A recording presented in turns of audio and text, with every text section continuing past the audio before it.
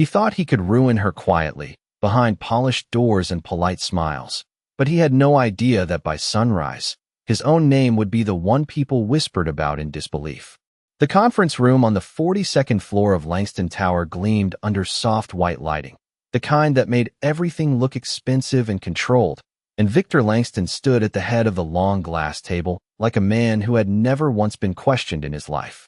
His navy suit was perfectly tailored, his silver watch catching just enough light to remind everyone in the room exactly who held power here. Around him, executives sat straight-backed, laptops open, eyes alert, waiting for his approval, his nod, his signal to breathe. And then there was Clara Whitmore, seated halfway down the table, her gray cardigan folded neatly over the back of her chair, a simple notebook in front of her, her pen resting quietly between steady fingers. She looked like she didn't belong in a room where decisions shaped millions of dollars in headlines. And that was exactly what Victor had already decided the moment he noticed her. He hadn't bothered to learn her full name at first, just the compliance assistant, someone invisible enough to overlook, until she spoke. It wasn't loud, and it wasn't emotional, but it was precise, cutting through the polished air like something sharp and unexpected. She pointed out a discrepancy in a financial projection, a detail so small most people would have ignored it, but significant enough to ripple across the entire proposal. The room didn't react immediately, but Victor did. His jaw tightened, just slightly, the kind of movement only someone watching closely would notice, and for a brief second, the illusion of control flickered. He smiled, but it didn't reach his eyes. "That's an interesting observation," he said, his voice calm, measured, practiced. "Though I'd expect someone in your position to understand the broader context before raising concerns in a room like this." A few people shifted in their seats, subtle glances exchanged, the unspoken rule settling back into place. Know where you stand. Clara didn't respond right away. She didn't apologize, didn't shrink, didn't explain herself. She simply met his gaze, her eyes steady, unreadable, as if she had already calculated something no one else in the room could see. The silence stretched just long enough to make it uncomfortable, just long enough for Victor to decide that this would not be allowed to stand. "In fact," he continued, turning slightly so the entire room could hear him more clearly, "why don't you walk us through your analysis? Let's see if there's actually substance behind the interruption."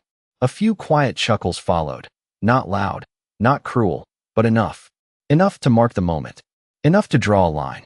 Clara rose slowly, not rushed, not hesitant, her movements controlled in a way that didn't match the way people expected someone like her to behave. She walked to the front of the room, past polished shoes and tailored suits, past eyes that had already decided how this would end. And still, something about her composure felt out of place, like a note slightly off-key in an otherwise perfect melody. Victor watched her closely now, no longer dismissive, but curious in a way he didn't fully understand. Because for the first time, there was no fear in her posture, no urgency to prove herself, just quiet certainty. And somewhere beneath the surface, something had already begun to shift. Clara reached the front of the room and turned toward the screen, her reflection faintly visible against the glass wall behind it, the city stretching out beneath them in quiet indifference.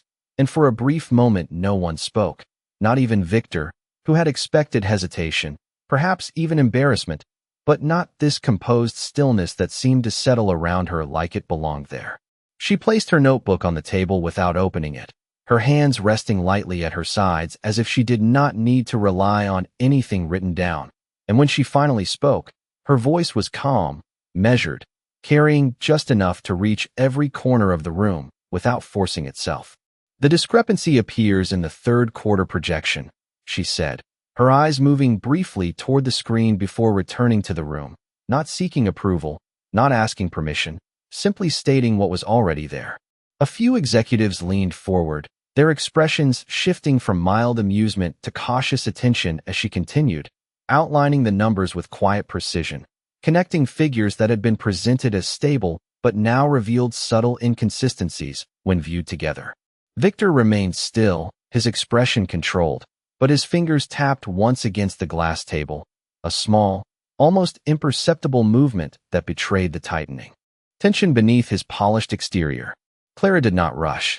She did not over-explain. She spoke as though she trusted the room to follow, and slowly, it did.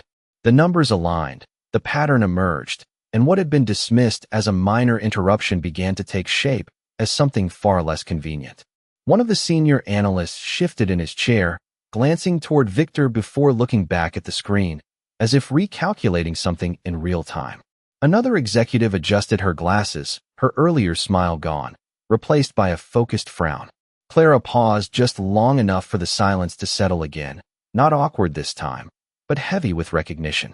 It does not invalidate the entire proposal, she added, her tone even, almost considerate, but it does change the level of risk. The words hung in the air, not dramatic, not accusatory, just undeniable. Victor finally stepped forward, reclaiming the center of the room with a practiced ease that had carried him through countless situations like this, though something in his posture had shifted, subtle but real. Risk is always a factor, he said smoothly, his voice regaining its authority, though now it carried a sharper edge. That is why leadership exists, to interpret data within context, not to isolate fragments and present them as conclusions.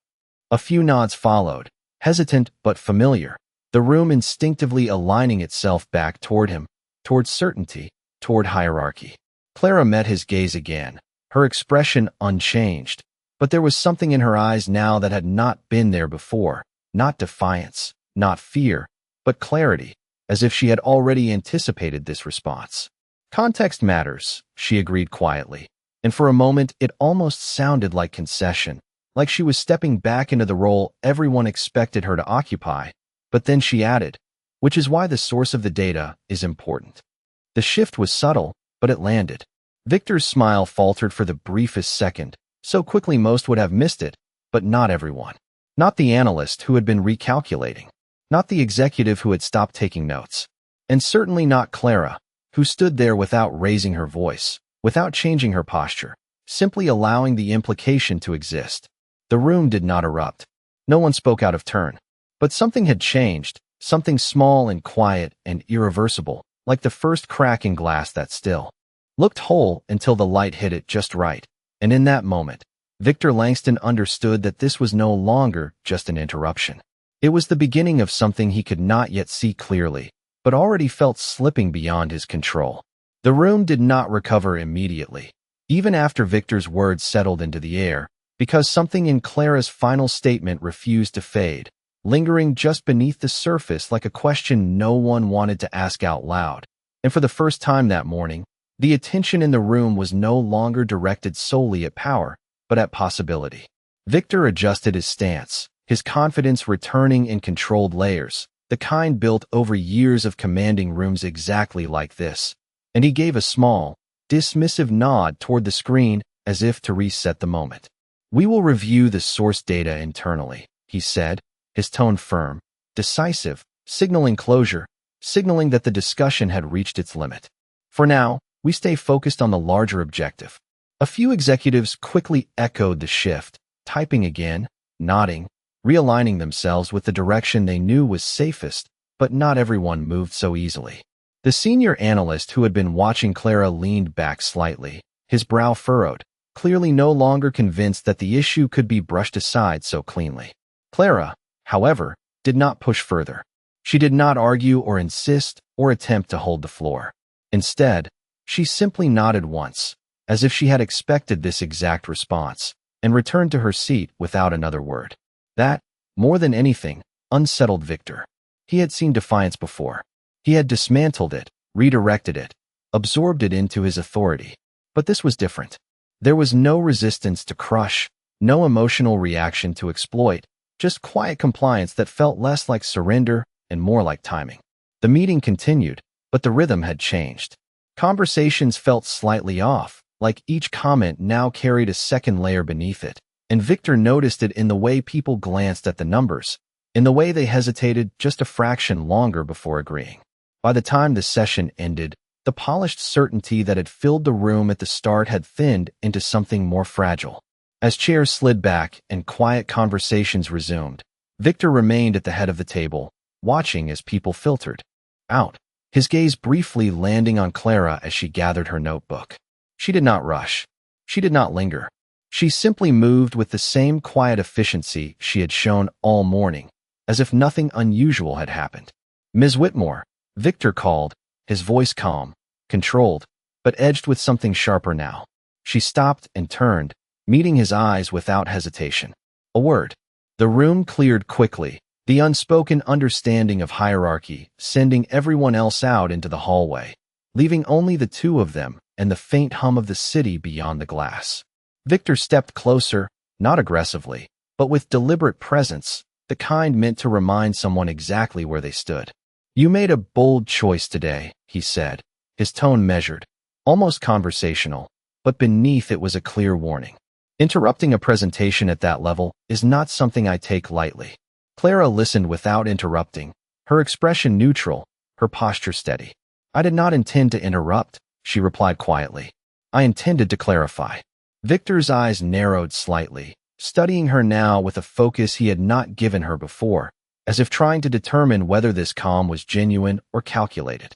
"Clarity," he repeated, a faint smile returning, though this one carried no warmth, "is a matter of perspective." Clara held his gaze for a moment longer, and in that silence, something passed between them, something unspoken but understood. "So is reputation," she said softly. The words were not loud. They were not dramatic, but they landed with a weight that did not belong to someone in her position, and for the first time, Victor did not respond immediately. He simply stood there, watching her, as the faint reflection of both of them stretched across the glass wall behind them, and somewhere in that reflection, the balance had already begun to shift. Victor did not speak again after that, not immediately, and Clara did not wait for him to. She simply gave a small nod as if the conversation had reached its natural end and walked past him with the same steady pace she had carried all morning, leaving behind a silence that felt heavier than any raised voice ever could. The hallway outside the conference room buzzed with low conversations, the kind that tried to sound casual but carried an unmistakable edge of curiosity, and as Clara stepped into it, a few heads turned, quickly looking away as if they had not been watching her at all. She moved through them without acknowledgement, her focus fixed forward, her expression unchanged, but behind her, the whispers had already begun to form, subtle at first, then gathering shape as fragments of the meeting spread from one person to another. Victor remained inside for several seconds longer, his reflection staring back at him from the glass wall, composed, controlled, exactly as it had always been, yet something about it now felt less certain, like an image that no longer aligned perfectly with reality. When he finally stepped out into the hallway, the conversations shifted almost instantly, voices lowering, posture straightening, the familiar current of authority reasserting itself, but the undercurrent did not disappear entirely. It lingered just beneath the surface, quiet but present. By the time Victor reached his office, the first email had already arrived.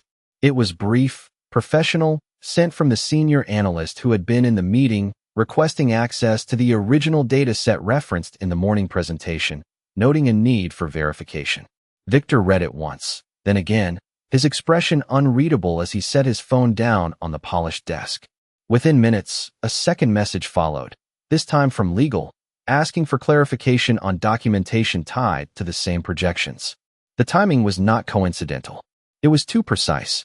Victor leaned back in his chair, his fingers steepled beneath his chin as he considered the sequence, not the content, but the pattern, because patterns were what built empires and what destroyed them.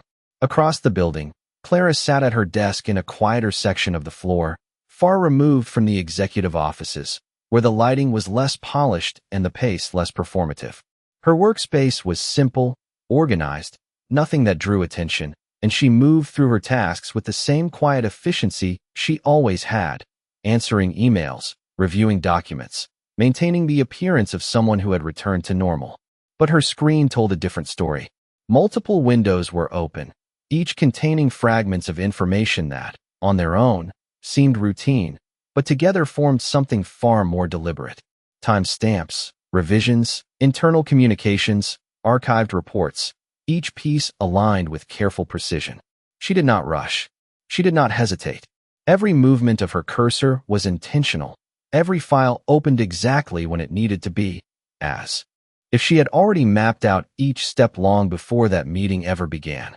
In another part of the building, Victor's assistant knocked lightly before stepping into his office, her posture careful, her voice measured.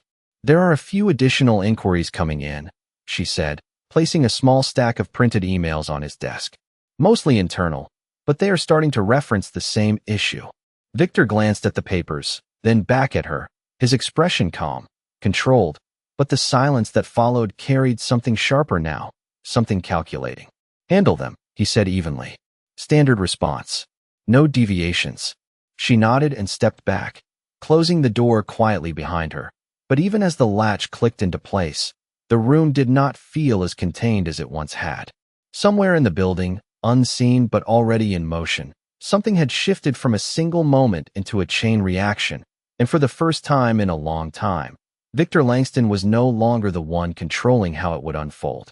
By late afternoon, the building no longer felt like a place of routine execution, but something far more unsettled, as if invisible threads had begun pulling at carefully constructed layers that had once seemed immovable. And while no announcement had been made, no formal concern declared, the shift was undeniable to anyone paying attention. Emails moved faster, replies came with more caution, and conversations that once carried certainty now paused at the edges of implication, as though every word might carry consequences no one fully understood yet. Victor sat behind his desk, the skyline stretching wide beyond his office windows, but his attention remained fixed on the steady flow of information appearing before him, each message more precise than the last, each request framed professionally, yet pointing in the same direction. Verification, clarification, documentation, words that sounded harmless on their own, yet together formed a pattern that could not be ignored. He responded to none of them personally. Instead, he reviewed, calculated, and observed, allowing his team to maintain the appearance of control while he considered the deeper structure beneath it all. Because this was no longer about a single discrepancy. It was about origin. And origin, once questioned, had a way of unraveling everything tied to it. Across the building, Clara remained exactly where she had always been, her presence quiet, her role unchanged in the eyes of those who still saw only what they expected to see. But beneath that surface, her work had shifted into something far more deliberate. She moved between systems with careful precision, accessing records that required clearance levels she seemed to navigate without hesitation, her familiarity with the internal architecture revealing itself not through display, but through efficiency. Every file she opened connected to another, every document aligned with a timeline that stretched further back than anyone in that morning meeting had considered relevant. She was not searching. She was confirming. A small notification appeared on her screen, an internal audit flag triggered automatically by one of the earlier inquiries, and she paused for a fraction of a second before opening it, her eyes scanning the details with the same calm focus she had maintained all day. It was beginning. Not loudly, not dramatically, but precisely as expected. In Victor's office, another knock came, softer this time, followed by his assistant stepping in with a controlled urgency that did not need to be spoken. "Compliance has initiated a preliminary review," she said, placing a single document on his desk rather than a stack, as if its weight alone was enough. Victor looked down at it, his expression unchanged, but the stillness that followed carried more meaning than any reaction could have. He did not reach for the document immediately. Instead, he leaned back slightly, his gaze shifting toward the glass wall, where the reflection of his office met the fading light outside, and for the first time that day, the certainty that had defined him felt less absolute. Not gone, but challenged. "Who authorized it?" he asked finally, his voice even, controlled, as though the answer itself would not matter. His assistant hesitated, just briefly, before responding. "It appears to have been triggered internally, sir. Automated process, but..." She stopped, choosing her words carefully. "It is linked to the data source referenced earlier." Victor's eyes narrowed slightly, not in anger, but in recognition, as the pieces aligned not in isolation, but in sequence, each step following the last with deliberate precision. This was not random. This was not reactive. It was structured. Somewhere between that meeting and this moment, a process had been set into motion that did not rely on confrontation, did not seek permission, and did not require visibility to gain momentum. And in another part of the building, Clara closed one window and opened another, her movements steady, her expression unchanged, as the system continued to respond exactly as it was designed to do, one trigger leading to the next, each step reinforcing the last. She did not smile. She did not pause, because this was never about a single moment. It was about timing, and the moment had already passed. The building grew quieter as the evening approached, but it was not the calm of completion. It was the kind of quiet that follows the realization that something has already shifted beyond repair, and in offices across multiple floors, screens remained lit longer than usual, conversations lowered into careful tones, and decisions that once took seconds now lingered under second thought. Victor had not left his office. The city outside had begun to glow with the soft amber of sunset, but inside, the light felt colder, sharper, reflecting off glass and steel, as if the space itself had become more exposed. The document his assistant had placed on his desk remained open now, its contents reviewed not once, but multiple times, each line revealing less about the numbers themselves and more about the structure beneath them. The audit trail was clean on the surface, but too clean, with revisions aligned too perfectly, approvals appearing in sequences that followed authority but not logic. It was not proof of wrongdoing. Not yet. But it was enough to invite scrutiny, and scrutiny, once formalized, could not be redirected by influence alone.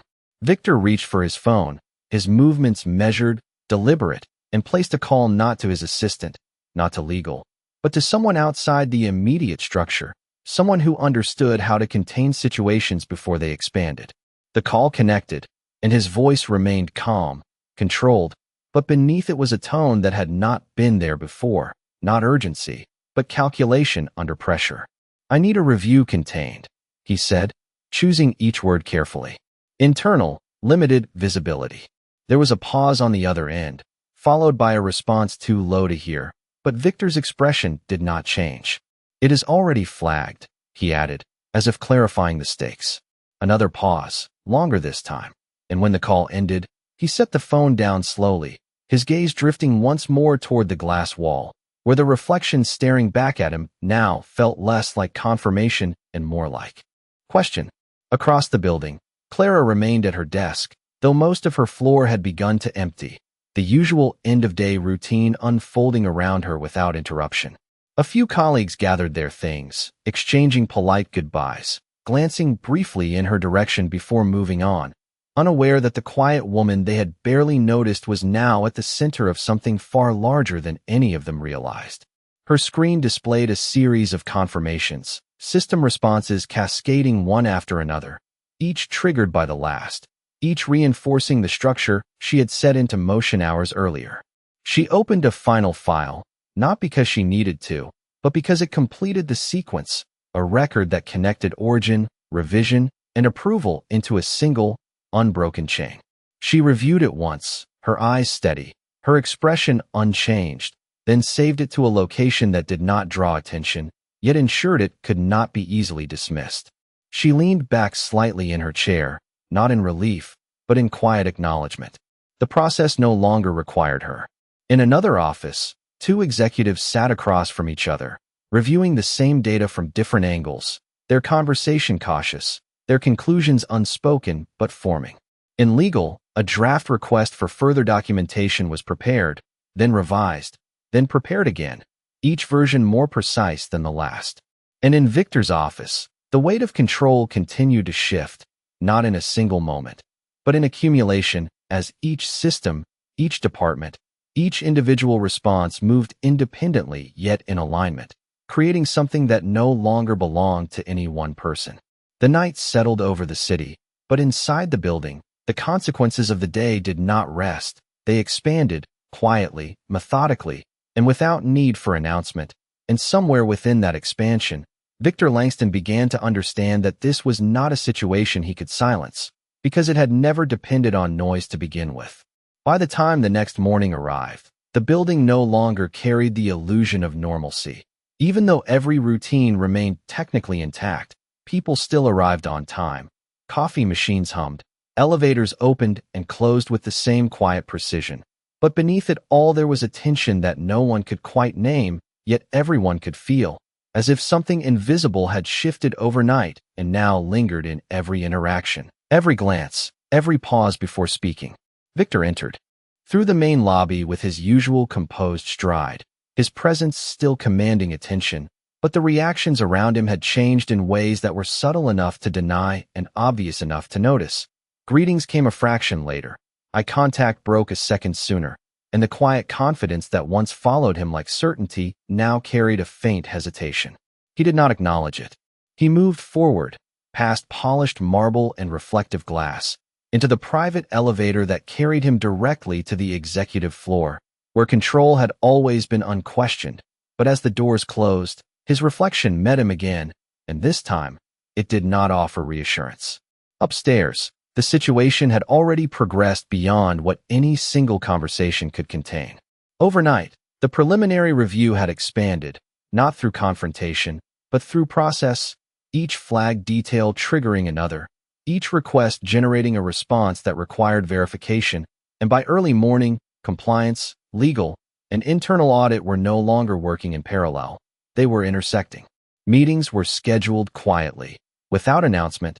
Documents were requested with increased specificity, and the language in internal communications had shifted from exploratory to formal.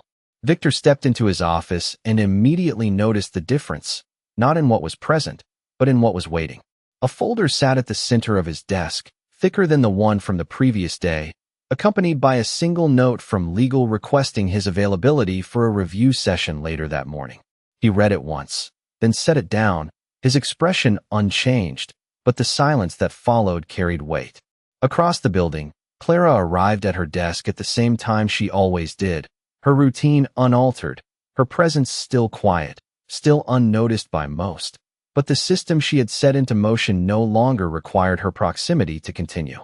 She logged in, reviewed a few standard tasks, responded to routine emails, and for anyone watching, it would have appeared that nothing about her had changed, but her awareness had shifted. She did not need to search for updates. She understood exactly where the process would be by now.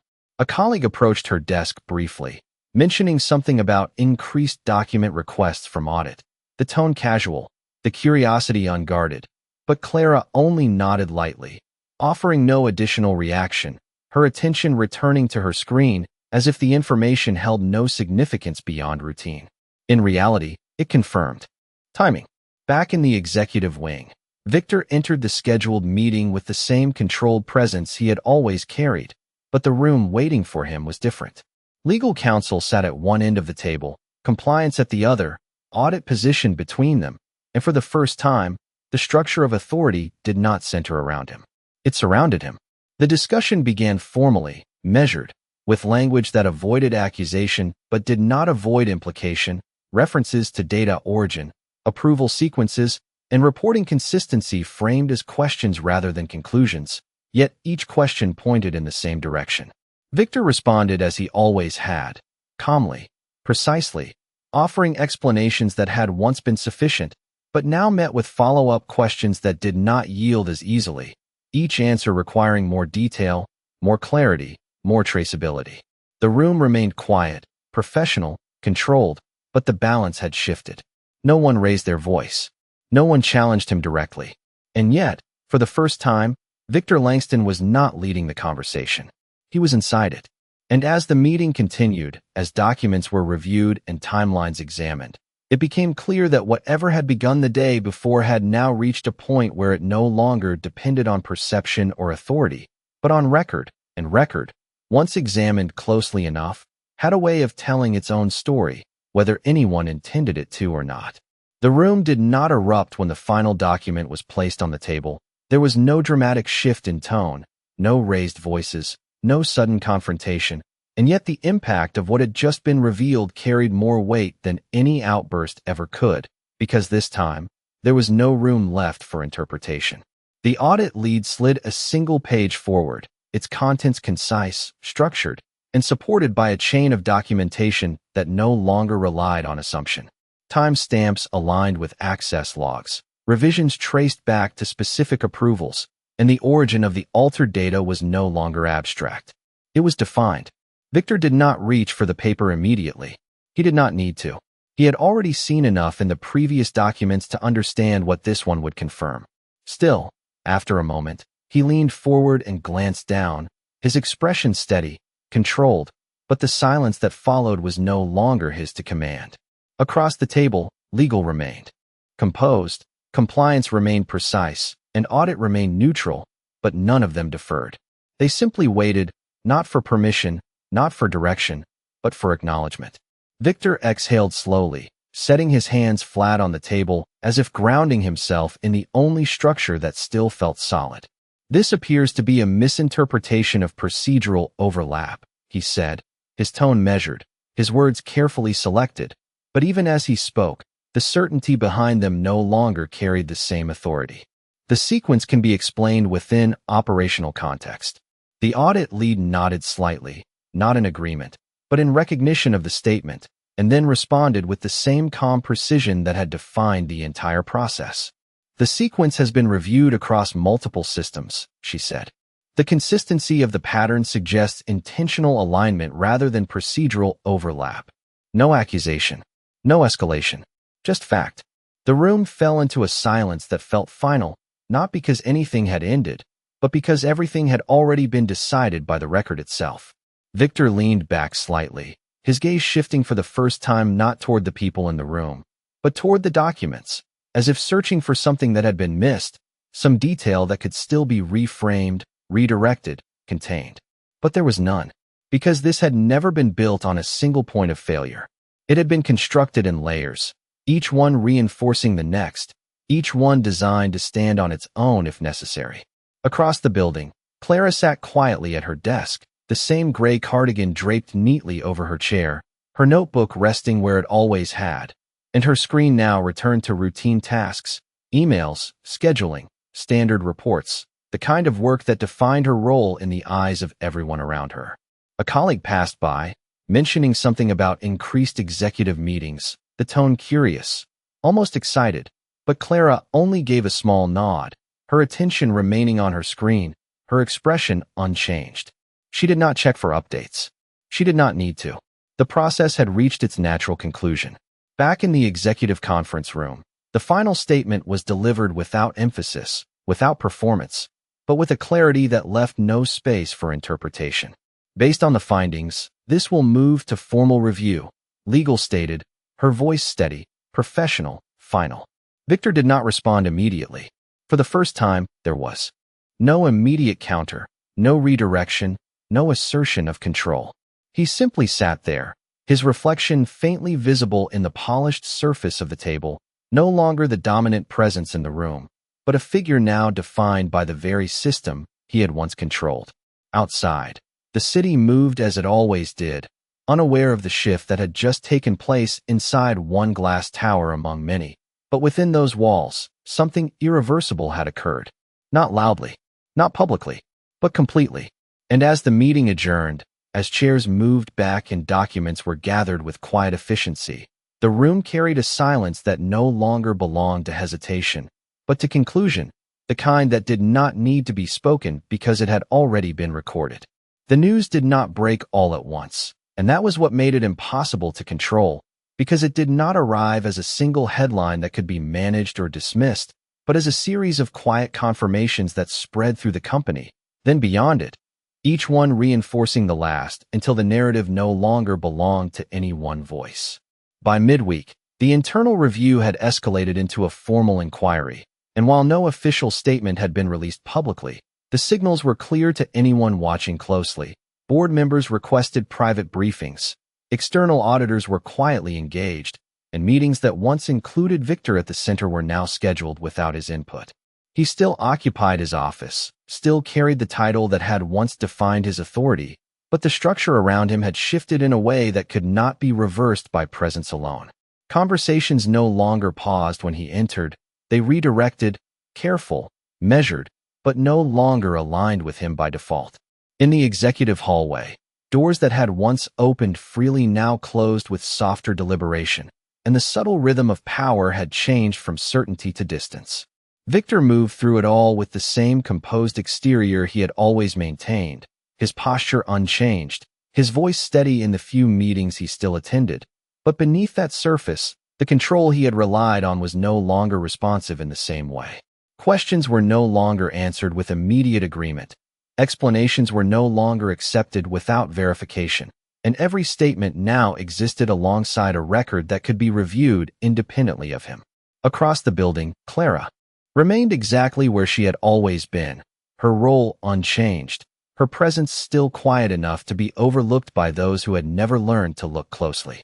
She arrived on time, completed her tasks, responded to emails with the same calm professionalism, and when colleagues mentioned the ongoing situation in cautious tones, she listened without adding to the speculation, her attention returning to her work as if none of it concerned her at all. But in the system, in the records that continued to move through departments and reviews, her work remained precise, structured, and impossible to separate from the outcome now unfolding. Late one afternoon, as the building settled into a quieter pace, Victor stood alone in his office, the city stretching endlessly beyond the glass, its movement constant, indifferent, unchanged by the shift that had taken place within these walls. On his desk sat a single document, not thick, not complex, but definitive, outlining the next steps in the formal process, steps that no longer required his approval to proceed. He read it once, then placed it back down with the same controlled motion he had used his entire career, but the stillness that followed carried something different now, not uncertainty, but recognition. Across the floor, Clara packed her bag at the end of the day, her notebook slipping neatly inside, her chair pushed in with quiet precision, and as she walked toward the elevator, she passed conversations that softened as she moved by, not because they recognized her role, but because the atmosphere itself had changed. The elevator doors closed, reflecting her calm expression back at her for a brief moment before carrying her downward, away from the floor where everything had begun. She did not look back. She did not need to, because the outcome had never depended on her standing in the room when it happened. It had depended on what she set in motion when no one was watching.